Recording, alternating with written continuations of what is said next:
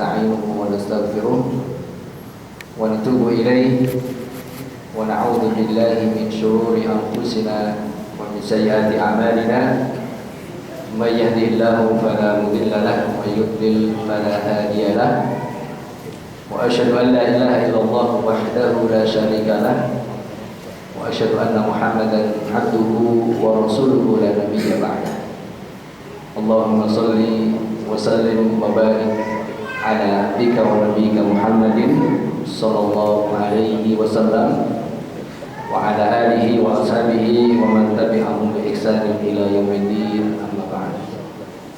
Hadirin jamaah salat maghrib yang dimuliakan Allah Subhanahu wa taala, bapak-bapak, ibu-ibu, mas-mas, bapak adik semua. Alhamdulillah pada kesempatan malam hari ini kita di sini berikan kesehatan, kenikmatan dan kesempatan untuk mengisi sisa waktu dari usia yang Allah berikan pada kita semua. Mudah-mudahan kehadiran kita di masjid yang kita mulai ini, mudah-mudahan sebagai amal soleh kita semua diterima oleh Allah Subhanahu wa taala. Mudah-mudahan pertemuan ini adalah pertemuan yang diberkahi oleh Allah Subhanahu wa taala. Amin ya rabbal alamin. Insyaallah pada malam hari ini kita akan mengkaji bersama berkaitan dengan semangat untuk melaksanakan sholat berjamaah di masjid, ya. Karena mungkin ya sebagian kecil dari kaum muslimin menganggap bahwa sholat di masjid itu seperlunya saja, ya. Bisa jadi ya, mindsetnya kepikiran kalau pas bangun masjid infaknya besar. Alasannya kok jenengan nggak ke masjid, aku infak ke masjid, ya. Bisa jadi, ya. Dan itu menjadi bagian dari infak atau sedekah atau amalan harta yang kita berikan di jalan Allah Subhanahu wa taala. Tapi tentu jemaah sekalian yang Allah Subhanahu wa taala, lebih penting dari itu menjadi kebutuhan kita. Saya mengungkapkan dengan istilah kebutuhan, bukan sekedar kewajiban. Kalau orang menganggap kewajiban, ada rasanya beban, bisa jadi. Tetapi ketika kita butuh seperti makan dan minum kita, maka orang akan mencari, ya. Akan mencari untuk kemudian memenuhi kebutuhannya. Oleh karenanya, mohon maaf kalau kemudian kita jemaah sekalian yang Allah Subhanahu wa taala berkaitan dengan hukum sebenarnya, hukum sholat berjamaah, ya. Tentu kalau kita lihat dari sisi jenis kelamin gitu ya, hukum sholat berjamaah bagi laki-laki sebenarnya, saya mau tanya bapak ibu semua di jamaah, wajib, sunnah muakkad, sunnah atau mubah? Mau berdua sebelah kanan. Oh, wajib, alhamdulillah. Tergobe depan saya pak. Wajib, sunnah muakkad, apa tadi pak? Sunnah mubah. Sunnah muakkad. Bapak mungkin sunnah pak? Atau sunnah muakkad atau wajib? Sunnah muakkad. Terjadi perbedaan pendapatan di antara kita ya bapak. Bukan perbedaan pendapat yang pendapatan. Dari sisi mana kemudian kita akan lihat jamaah sekalian. Nah ini oleh karenanya mendudukkan berkaitan dengan hukum, ya, dalam kajian fikihnya misalnya, ya. Ibaratnya seperti kita sholat, itu tidak ada perbedaan pendapat soal imam hukumnya wajib, zakat, fitrah, sebentar lagi puasa Ramadan, sebentar lagi, dan mudah-mudahan Allah memberikan kepada kita umur panjang bisa bertemu dengan Ramadan tahun ini, amin. Itu hukumnya jelas, ya. Tapi berkaitan dengan sholat berjamaah bagi laki-laki, ya. Kalau kemudian kita menengok sejenak dalam kitab-kitab fikih dan bagaimana pendapat para ulama, ya, berkaitan dengan sholat berjamaah, ini kita ngomong bagi laki-laki, belum bagi jenis kelamin wanita nanti, ya. Karena kita sebutkan laki-laki karena kita semua, bapak ibu yang kalau mati, khususnya para laki-laki ini kan calon mati jelas ya pak, camat. Tapi kita semua adalah kepala rumah tangga, ya kan? Kemudian kalau dalam ayat ar-rijal qawwamuna 'ala nisa, laki-laki adalah pemimpin para wanita. Ya. Dan kalau kemudian kita melihat pada pribadi baginda Nabi kita Muhammad sallallahu alaihi wasallam, lalu kemudian bagaimana beliau dalam sabdanya, dalam perbuatannya, ya, tidak pernah beliau meninggalkan sholat berjamaah di masjid. Apalagi setelah Allah Subhanahu wa taala memerintahkan ya, kewajiban sholat 5 waktu dalam peristiwa Isra dan Mi'raj itu sebenarnya menjadi sebuah keistimewaan bagi kita sebagai hamba Allah Subhanahu wa taala. Karena kalau kemudian kita melihat kewajiban puasa Ramadan, ya, kewajiban zakat, kewajiban haji itu tidak perlu, dan Allah Subhanahu wa taala tidak mengundang baginda Nabi kita Muhammad SAW sampai ke Sidratul Muntaha. Ada sesuatu yang istimewa di sini jamaah sekalian. Artinya mengumpulkan dalil-dalil yang ada itu. Ya. Rasulullah SAW sempat ya, tidak melaksanakan hampir tidak melaksanakan sholat berjamaah itu di saat akhir, ya, detik-detik terakhir beliau sallallahu alaihi wasallam menjelang ajalnya. Itu pun para sahabat radhiyallahu taala anhum ajma'in ketika sudah masuk waktu iqamah gitu ya, tidak ada satupun yang berani iqamah. Senior sahabat Abu Bakar As-Siddiq, Umar bin Khattab, Utsman bin Affan, Ali bin Abi Thalib, Abdurrahman bin Auf radhiyallahu ta'ala ajma'in, karena sudah banyak ya. Tidak ada yang berani untuk maju jadi imam. Ya. Lalu kemudian Rasulullah SAW membuka jendela dari rumahnya, kordenya, dan tersenyum kepada para sahabat. Sahabat senang banget nih Rasulullah akan keluar dari rumahnya. Dan saya kira Bapak Ibu jamaah sekalian, kita tahu bahwa Raudhah yang ada sekarang yang sebelah kiri kita, di situ ada makam Rasul, dan di sebelah rumah Rasulullah dan mihrab yang Rasul mengabarkan baina baiti wa mimbari raudhatun min riyadil jannah. Antara rumahku dengan mimbar adalah taman-taman surga. Ya, ketika kita ke Raudhah di Masjid Nabawi itu, dan di situ ada mimbar, kemudian di situ ada rumah Rasulullah karena Rasulullah wafat di rumah Aisyah radhiyallahu taala anha dan dimakamkan di situ. Ketika Rasulullah melihat sahabat senang, para sahabat senang Rasulullah sehat, ya kan, dan memberikan isyarat kepada Abu Bakar untuk maju mengimami, tapi Abu Bakar merasa berat. Ya. Bahkan Aisyah radhiyallahu taala anha pernah bilang, tolong ayah saya jangan disuruh jadi imam, karena bapak saya itu kalau sudah baca Al-Quran beliau tidak bisa menahan tangisnya. Jadi, tapi Rasul kemudian keluar dan mengimami para sahabat radhiyallahu taala anhum ajma'in di saat beliau sakit keras. Bahkan ketika kemudian Aisyah menceritakan kepada kita semua dalam hadis riwayat Bukhari itu, ketika Rasulullah sakit keras dan mendengar wafatnya itu sallallahu alaihi wasallam, dan kami saat itu sudah kedinginan karena waktu itu musim dingin dan Rasulullah SAW keluar keringatnya. Saking beratnya mendekati sakaratul maut, beliau jatuh pingsan.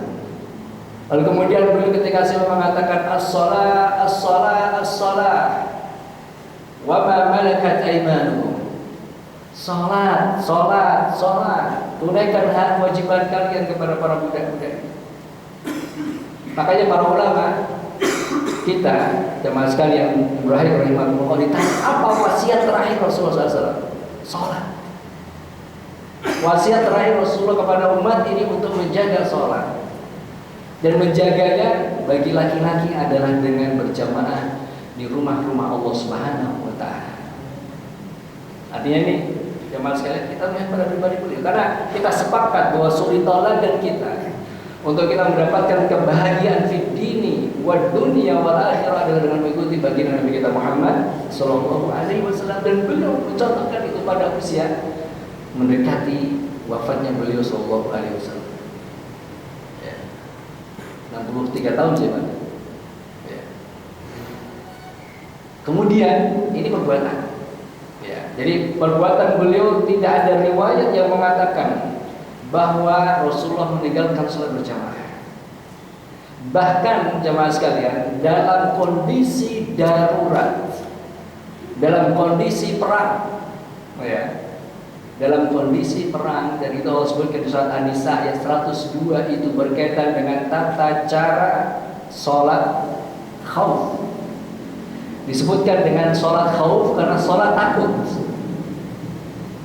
dalam kondisi perang, dan Rasulullah SAW tetap ya melaksanakan itu atas perintah Allah Subhanahu wa taala agar sholat ya dalam kondisi perang pun dilakukan secara berjamaah. Saat menikah lebih perang apa mboten Bapak? Mboten gitu. Iya kan? Hari ini kita dalam kondisi aman. Hari ini kita tidak dalam kondisi perang. Tapi berapa banyak kaum muslimin yang tidak mau sholat berjamaah? Apa nunggu perang dulu nek? Kau nek wis perang aku tak sholat berjamaah. Wow, yo nek umure tekan perang kan. Nah ini jamaah sekalian Ibrahim Subhanahu wa taala. Kita malu pada Allah Subhanahu wa taala. Kita malu pada baginda Nabi kita Muhammad sallallahu alaihi wasallam. Yang mana beliau sampai detik terakhir pun menjaga sholatnya di saat kondisi darurat, nyawa menjadi taruhan. Ya, itu pun tetap Allah perintahkan kita untuk sholat berjamaah. Belum kita lihat lagi jamaah sekalian, dan itu Rasulullah mengimami. Tata cara sholat khauf, Bapak-bapak sudah pernah praktekkan?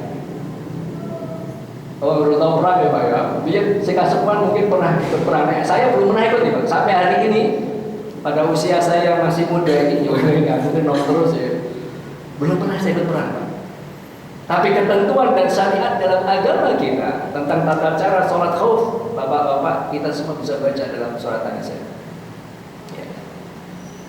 Jadi nggak perlu jelasin Pak ya, teori nanti malah ya, nanti ini yang kita garis bawahi ada kaitannya dengan begitu agungnya dan begitu luar biasa, dan bagaimana perintah Allah Subhanahu wa taala untuk kaum muslimin menjaga kebersamaan ya, merapatkan shaf ya dalam kita mendirikan sholat itu. Jamaah sekalian, kemudian ketika ada seorang yang bernama Abdullah bin Ummi Maktum radhiyallahu taala. Pernah dengar nama ini Bapak-bapak? Pernah ya, alhamdulillah. Setidaknya barusan paling ke kata ini nanya jenenge sapa to gitu. Abdullah bin Ummi Maktum salah satu dari muadzin Rasulullah sallallahu alaihi wasallam. Karena muadzinnya Rasulullah dua, Bilal bin Rabah dan beliau Ibnu Maktum, Abdullah bin Ummi Maktum. Dan Abdullah bin Ummi Maktum pernah kemudian datang kepada Rasulullah sallallahu alaihi wasallam meminta izin. Meminta izin untuk apa? Untuk tidak sholat berjamaah di Masjid Nabawi. Alasannya apa? Alasannya karena Abdullah bin Ummi Maktum beliau ini buta matanya. Kedua matanya buta.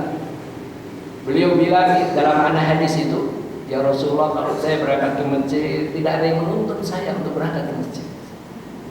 Ya Rasulullah, kalau saya berangkat ke masjid, saya khawatir ada binatang-binatang buas, dan saya khawatir dengan nyawa saya. Dan kondisi saya buta ya Rasulullah. Apakah ada keringanan bagi saya sebagai orang yang telah buta mata saya dan tidak ada yang menemani dan khawatir dengan binatang buas itu, diizinkan untuk tidak hadir sholat berjamaah ya Rasulullah? Rasulullah bilang, oh, alasanmu masuk akal, nggak apa-apa kamu nggak sholat berjamaah di masjid.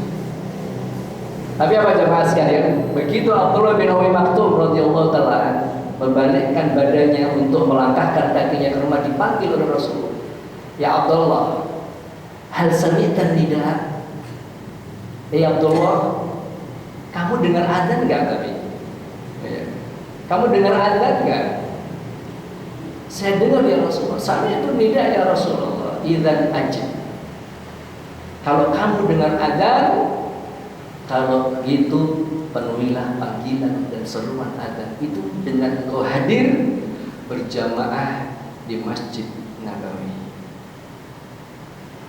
Maka Abdullah bin Umi Maktum radhiyallahu taala memang dia buta matanya, tapi dia tidak buta hati pada Allah Subhanahu wa taala. Hari ini berapa banyak orang yang matanya tidak buta, tapi na'udzubillahi min dzalik, hatinya telah dibutakan oleh Allah Subhanahu wa taala. Padahal suara apa? Suara speakernya buat sing larang ngasih 100 juta gitu.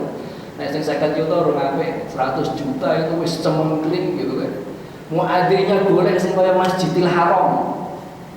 Malah ngono tetap saja tidak Allah bukakan hati. Bukan Allah tidak bukan hatinya, dia yang tidak kemudian sadarkan diri, tidak menumbuhkan semangatnya untuk datang memenuhi seruan dan panggilan Allah Subhanahu wa taala. Lafaz adzan ada lafaz yang itu wahyu dari Allah Subhanahu wa taala, ma'asyiral muslimin. Dan saya pribadi ini saya menarik, dan bagi saya sangat berkesan, apalagi orang di dunia ini semua ingin mendapatkan keberuntungan. Orang yang di dunia hidup hari ini ingin mendapatkan keselamatan, kebahagiaan. Tapi kebahagiaan dan keberuntungan itu adalah dalam lafaz adzan itu yang kemudian Allah ajarkan kepada kita sebagai umatnya, hayya 'alal falah. Mari menuju kepada keberuntungan. Jadi kalau orang sadar, dan kalau kita sadar, itu keberuntungan itu kita datang di rumahnya Allah Subhanahu wa taala. Bukan di tempat kerja kita, bukan di rumah kita, bukan, dan tidak ada jaminan rumah kita lebih baik daripada rumah-rumah Allah. Saya mau tanya Bapak Ibu hadirin yang dirahmati Allah Subhanahu wa taala, apakah Anda menjamin rumah-rumah kita lebih baik daripada rumah Allah? Sangat berat untuk kita mengatakan lebih baik. Pasti tidak akan mengatakan, dan bahkan kita khawatir rumah kita belum tentu lebih mulia daripada rumah Allah Subhanahu wa taala. Ya. Maka tidak heran jemaah sekalian yang berbahagia rahimahumullah, ketika pada fase di mana Rasulullah SAW hidup, ketika para sahabat itu sudah tertanam pada diri mereka kewajiban sholat berjamaah, dan ketika dikumandangkan adzan, entah itu Bilal bin Rabah atau Abdullah bin Umi Maktum ya, yang ada di Masjid Nabawi itu radhiyallahu taala anhuma, itu pasar kota Madinah seperti apa?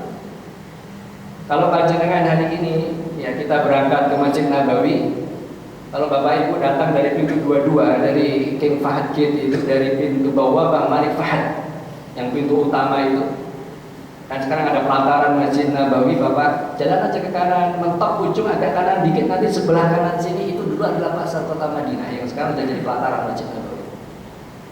Masjid Nabawi yang ada di ujung itu, yang kemudian ada raudhahnya itu, yang orang bilang dikasih lampunya beda, agak kuning-kuning gitu kan. Jadi ini Masjid Nabawi ibaratnya kurang lebih di sini pasar kota Madinah ada di sini, yang dulu Abdurrahman bin Auf radhiyallahu taala bertanya di mana pasar kota Madinah ya, yang sekarang jadi pelataran itu sudah nggak ada. Maka orang-orang Yahudi, ya, kita tahu bahwa ketika Rasulullah SAW hijrah ke kota Madinah, orang Yahudi sudah ada di sana. Jika kabilah besar yang disebut dalam surah Nabawi itu Bani Quraidah, Bani Qainuqa dan Bani Nadir, yang semuanya kemudian juga berkhianat kepada baginda Nabi kita Muhammad sallallahu alaihi wasallam.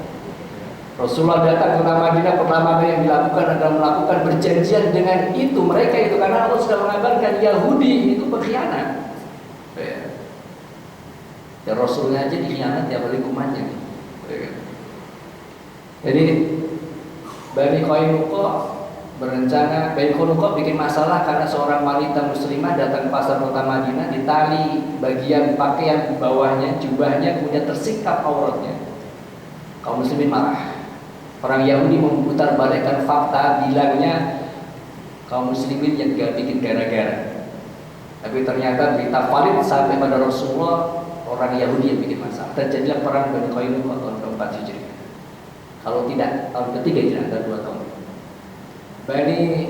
Bani Nadir, yang mereka punya benteng-benteng itu, Oh ya.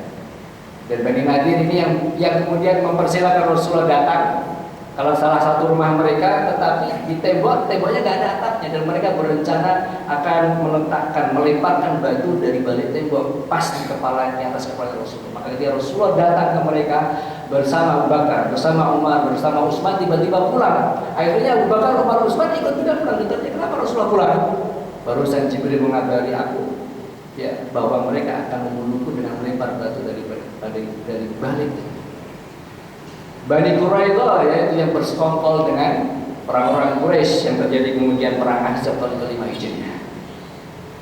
Maksud saya mau cerita tadi, ketika kaum muslimin dikumandangkan adzan, ya, lalu kemudian pasar kota Madinah itu tidak ada kaum muslimin sama sekali.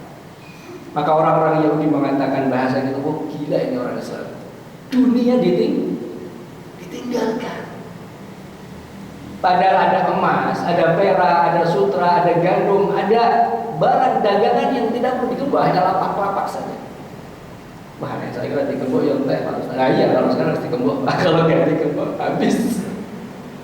Tapi ini menunjukkan jemaah sekalian, bagaimana Rasulullah SAW mengajarkan kepada kita sebagai umatnya, mana yang harus kita prioritaskan, mana yang harus kita dahulukan ketika Allah menjanjikan dengan janjinya melalui lafaz adzan itu, ayo menuju keberuntungan. Maka tidak ada satupun sahabat yang berada di pasar itu leha-leha kolah ngenteni wudu. Ngenteni wudu, ngenteni komat lagi wudu maksudnya. Tidak ada. Makanya ini jamaah sekalian, dirahmati Subhanahu wa taala.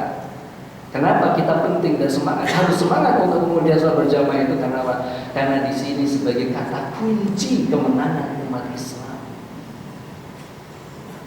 Yang menggentarkan Romawi, yang menggentarkan Persia, yang menggentarkan raja-raja Arab, siapa? Kaum muslimin. Yang hati-hati mereka sudah Allah puji, radhiyallahu anhum, as-sabiquna al-awwalun minal muhajirin wal ansar walladzina taba'uhum radhiyallahu anhum barakah. Bisa Allah ridha kalau masih dalam hatinya ada secercah kemunafikan, tidak mungkin. Ya.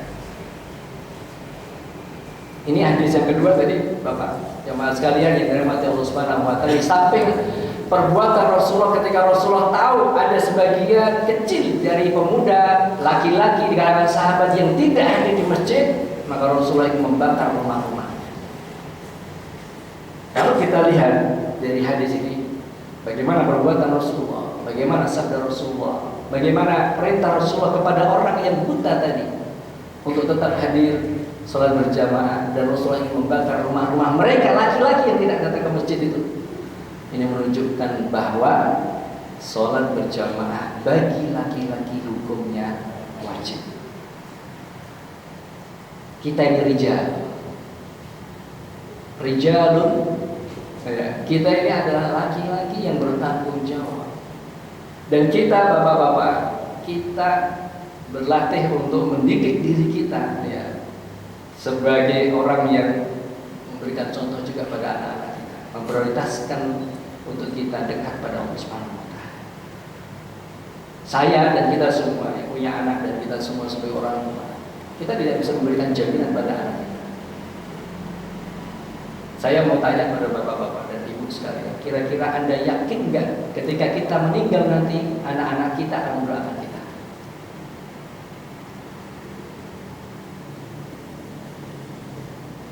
Yakin tidak? Pernahkah dengan diskusi dengan putra dengan, nah, nanti kalau bapak mati, kira-kira kamu mendoakan aku enggak? Ya nanti aku undang tetangga lah, cukup tetangga yang mendoakan bapak. Berat ya. Mungkin jawaban yang membuat kita kaget juga. Bisa jadi karena apa? Kesalahan kita sebagai orang tua. Kenapa tidak mengenalkan mereka dengan Allah Subhanahu wa taala? Dan cara mengenalkan Allah gampang, dengan kita ajak mereka ke rumah-rumahnya. Kita ajak mereka ke masjid ini. Dan masjid, makanya kan masjid itu dikatakan Baitullah, rumah Allah Subhanahu wa taala. Ya. Makanya Bapak dan hadirin yang dirahmati Allah Subhanahu wa taala, dan saya sadar dan kita semua sadar akan hal itu, untuk kemudian bagaimana caranya agar anak-anak kita itu nanti mendoakan kita, dan ketika kita meninggal dunia, ya setidaknya mereka sudah mengenal Allah Subhanahu wa taala, dan caranya kita ajak mereka ke masjid. Paling tidak kita mengatakan kepada Allah, ya Allah, saya sudah ajak anak saya ke masjid. Ya, dan mudah-mudahan mereka berbakti kepada sebagai orang tuanya, dan tentu sebelum itu adalah kenal dengan Engkau ya Allah, dan bisa menjaga sholat lima waktunya di rumahnya ya Allah, sesibuk apapun itu. Dan kadang ini kan kita lupa ya, kita lupa dengan hal itu, bahwa anak kita dibiarkan sholat di rumah padahal dia laki-laki. Ayahnya berangkat ke masjid tiap hari, anak laki-lakinya dibiarkan di rumah, apalagi sudah balik. Sudah balik, kalau sudah balik ini aku urusan dosa anakku, enggak. Saya aja Pak, saya udah balik nih. Kita balik forum ya. Sudah balik. Ya, saya anak terakhir Pak dari 12 bersaudara. Ya. Ibu saya 83 tahun. Saya itu segede gini Pak. Alumni Timur Tengah nih saya nih Pak. Itu pun ibu saya pasti ngelek, ojo lari sholat. Padahal saya itu sholat berdino. Tapi itu menunjukkan bahwa pendidikan orang tua pada anaknya, walaupun anaknya melalang buahnya, ya melalang buahnya, bukan buaya, ya. Sampai ke Timur Tengah pun, tetap saya berterima kasih pada ibu saya dengan beliau mengingatkan saya. Kenapa? Tidak ada jaminan juga pada kita semua. Maka kita terus berdoa, ya muqallibal qulub, tsabbit qalbi ala dini, ya musarrifal qulub, sarrif qalbi ala ta'atik.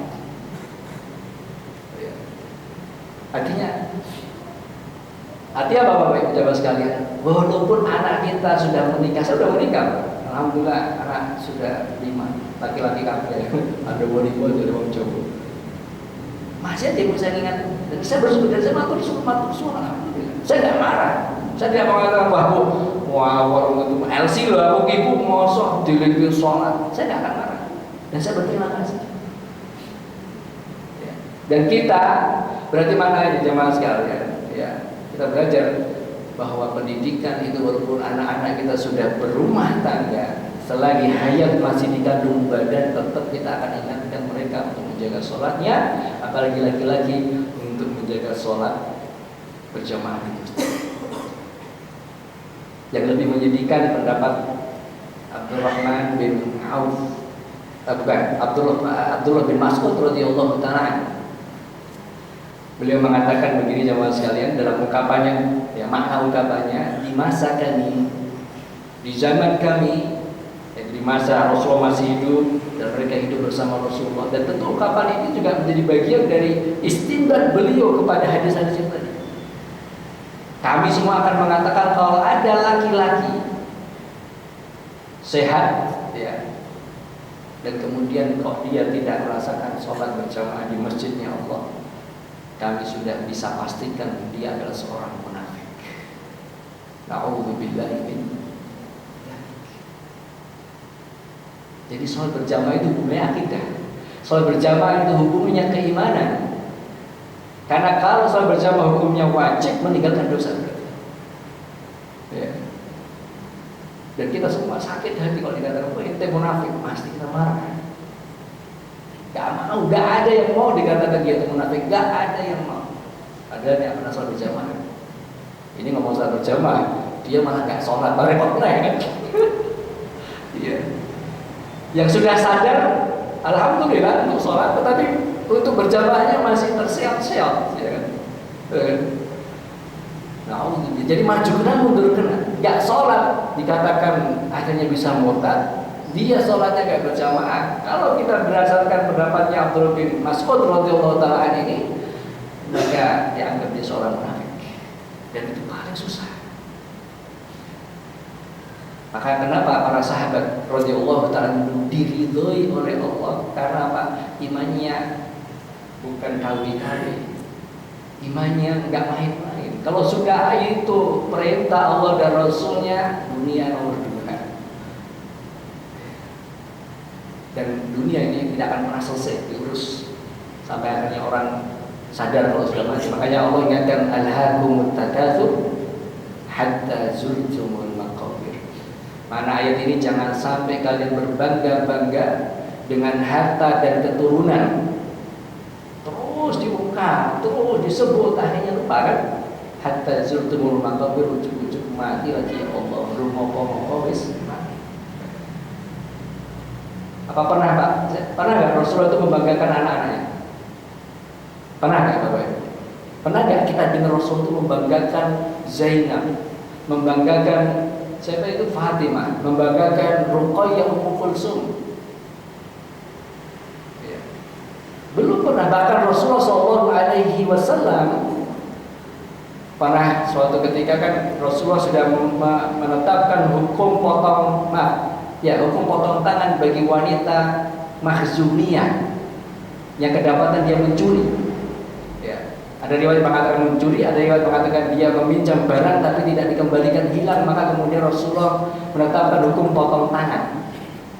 Maka para sahabat iba, termasuk Usama bin Zaid iba, datang kepada Rasulullah minta hukum ditangguhkan. Maka Rasulullah kemudian berkhutbah dan beliau marah. Beliau mengatakan inna ahlaka man kana qablakum idza saraqa minhum dhaif aqamu alaihi al-hadd idza saraqa minhum syarif taraqu alaihi al-hadd wallahi ayyumallah, dalam riwayatnya ayyumallah law kanat Fatimah binti Muhammadin saraqat la qata'tu yadaha. Rasulullah SAW tidak memuji anaknya, tidak memuji putrinya. Bahkan Rasulullah mengatakan gini, tahu nggak wahai umatku, kehancuran umat sebelum kalian itu kalau yang mencuri rakyat jelata hukum berlapis-lapis. Kalau yang mencuri orang yang punya jabatan berdarah biru tidak dihukum. Lalu Rasulullah mengatakan demi Allah, kalau seandainya putriku bernama Fatimah itu mencuri, la qata'tu yadaha, akan aku potong tangan. Tidak ada ujian di sini. Bahkan Rasulullah mengajarkan tegas, mengatakan salah kalau anaknya salah kan? Ini cerita tadi kemana sih Pak? Cerita tadi kan apa? Orang kadang sibuk dengan dunianya, membanggakan anak dan hartanya, tapi yang lebih penting, lebih wajib dari itu dalam hal ini adalah konteks sholat kita berjamaah. Bapak Ibu hadirin yang dirahmati Allah Subhanahu wa taala. Kita butuh untuk sholat berjamaah karena hubungan kita pada Allah Subhanahu wa taala. Kita tidak tahu kapan Allah akan memanggil kita dan Allah rahasiakan. Dan saya dan mudah-mudahan kita semua meninggalkan dunia ini dengan husnul khotimah. Dan cara satu di antara husnul khotimah adalah orang meninggal dalam keadaan dia dalam kondisi beribadah kepada Allah. Panggilan seruan azan itu kita datang dan kita nggak tahu, mungkin itu surat kita yang terakhir, kita nggak tahu, sujud kita sujud yang terakhir. Maka insya Allah itu akan menjadi jalan kebaikan kita di dunia wal akhirah. Ya. Apalagi saya tadi sebutkan, mohon maaf, ya, umat ini akan ditakuti. Ya. Kalau sudah masuk azan, monggo silakan. Tanya jawab ya.